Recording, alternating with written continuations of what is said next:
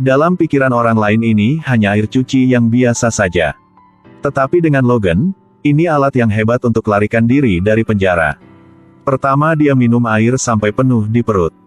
Lalunya dia akan tahan diri tidak ke kamar mandi selama 3 hari 3 malam. Bahkan jika kandung kemihnya rusak, juga tidak boleh jatuhkan setetes pun. Bahkan di bawah tekanan perut dan prostat. Dia masih lakukan 1000 push-up dengan cara standar. Lagi ke kantin. Makan dengan banyak sampai 1 sendotan miso. Dia bukan seseorang yang suka lukai diri sendiri. Tapi dia ingin nunggu sipir yang baru diangkat datang. Saat dia memeriksa, Logan akan muntahkan semua hal yang telah tumpuk di dalam dirinya beberapa hari kini. Sipir lihat seluruh lantai kuning lagi kira ususnya patah. Dengan cepat antar Logan ke ruang rawatan. Dia tepat bilang perutnya sakit. Perawat harus minta Clyde bawanya ke kamar mandi. Tapi dia tidak tahu bahwa Clyde rekan Logan. Mereka berdua ke kamar mandi. Buang pipa airnya. Lalu nginjak penutup toilet. Keluarkan alat penanda dari langit-langit. Clyde jaga pintu masuk kamar mandi. Logan keluarkan tempat sampah yang ditempel di dinding. Satu terowongan rahasia muncul. Setelah masuk, lagi tidak lupa untuk kembalikan tempat sampah ke posisi awalnya. Terowongan menuju ke pintu belakang kantin. Mereka telah hitung waktu mobil itu jalan. Siap peti kayu dan gantungnya di bawah mobil. Mereka sembunyi di sana berhasil larikan diri dari penjara. Saat lewati pos pemeriksaan, Satpam gunakan cermin untuk lihat-lihat. Tapi jalan bolak-balik, juga tidak dapat lihat sesuatu yang curigakan. Begitu saja, mereka berdua dengan sukses keluar dari penjara. Ketika pengemudi isi bensin, mereka diam-diam rangkak keluar. Dan dengan cepat diantar oleh Ferrari. Harus kasih satu pujian untuk rencana pelarian penjara ini. Saat itu, cara lari keluar dan dukung di dalam juga kerja sama dengan baik. Gangster di penjara tiba-tiba lari untuk bertarung dengan seorang tahanan. Buat satu adegan yang sangat kacau. Satpam datang untuk tahan. Tapi lagi jadi korban lawanan. Lihat situasi semakin tidak terkendali, sipir dengan cepat bunyikan alarm. Sipir dapat terima peringatan jadi aktifkan opsi lain. Semua pintu masuk lagi tertutup. Si gangster itu juga sangat cerdas, pakai miso biar lamar di kamera. Lagi ambil nampan nasi. Tutup semua jendela. Sipir lihat pemandangan ini hanya jadi bingung. Si gangster terus pakai telepon di ruang. Dengan sengaja perpanjangkan waktu untuk sipir. Biar buatnya pikir tidak ada siapa bisa larikan diri dari sini. Kelompok tahanan berhasil tutupi pembobolan penjara Logan. Saat nunggu sampai sini. Kalian pikir ini yang pembobolan penjara biasa kan? Tidak. Yang ini baru saja awal permainan. Beli beberapa sekop penggali dan beberapa bahan kimia. Yang paling penting exhaust fan berkapasitas besar ini. Semua sudah siap. Tapi jumlah orang lagi tidak cukup. Ceritanya dari awal lagi begini. Suatu hari, Max sedang gali pipa. Tidak sengaja gali dinding. Dia temukan beberapa pipa plastik. Rekan tim bilang samanya. Ini adalah pipa uang. Pipa ini untuk apa nih? Alirkan uang nih. Asalnya dari arena pacuan mobil ini. Setiap hari juga ada permainan tahun ini. Yang sangat terkenal di AS. Pengaruhnya bahkan bisa lampaui NBA. Setiap pertandingan. Jumlah tiket yang terjual sangat luar biasa. Dan uang itu akan dimasukkan ke dalam pipa dan ditransfer ke ruang bawah tanah. Efektif dan aman. Dan sebuah ide berani muncul di pikiran Max.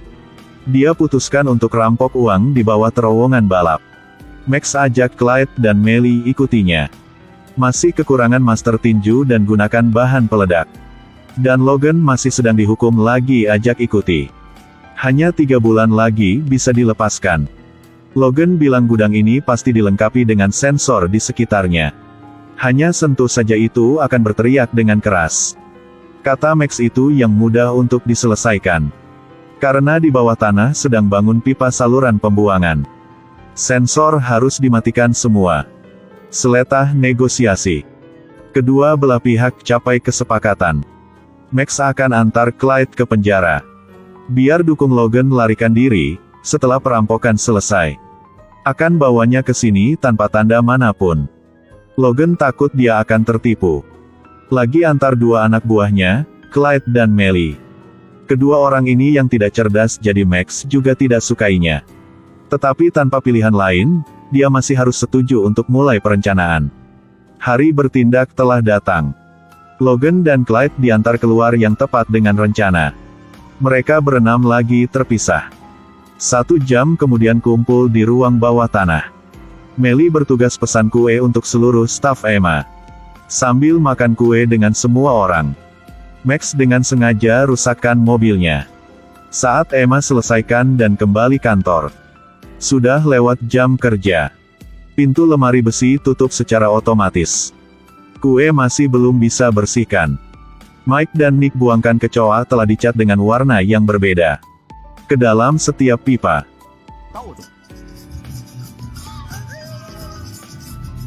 Besok harinya, Emma dan semua orang buka pintu gudang. Temukan kecoa penuh dengan kue. Mike dan Nick pura-pura jadi pekerja serangga untuk bantu selesaikan. Ambil kesempatan itu untuk lihat kecoa yang ditandai.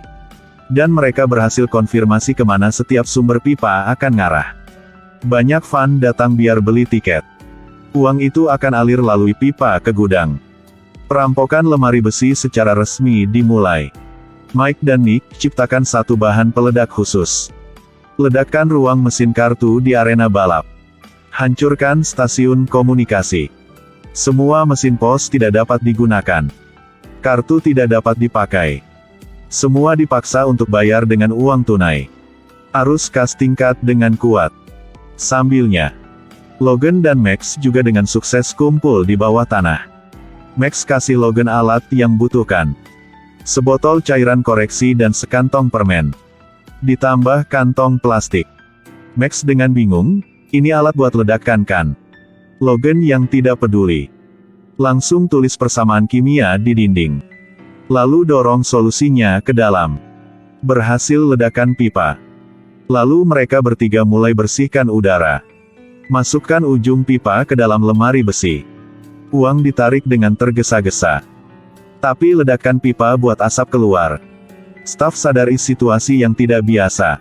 Segera kirim 2 penjaga ke ruang bawah tanah untuk memeriksa. Mereka temukan sumber asap. Baru saja buka pintu. Lagi lihat pria tua sedang rokok. 2 satpam juga tidak banyak pikir lagi. Rencana Max benarnya detail. Berhasil alihkan perhatian mereka. Segera Max dan Logan dapatkan mobil penuh uang. Lalunya mereka biarkan Mike dan Nick bawa uang dan pergi. Tapi sayangnya terhalang oleh pintu besi.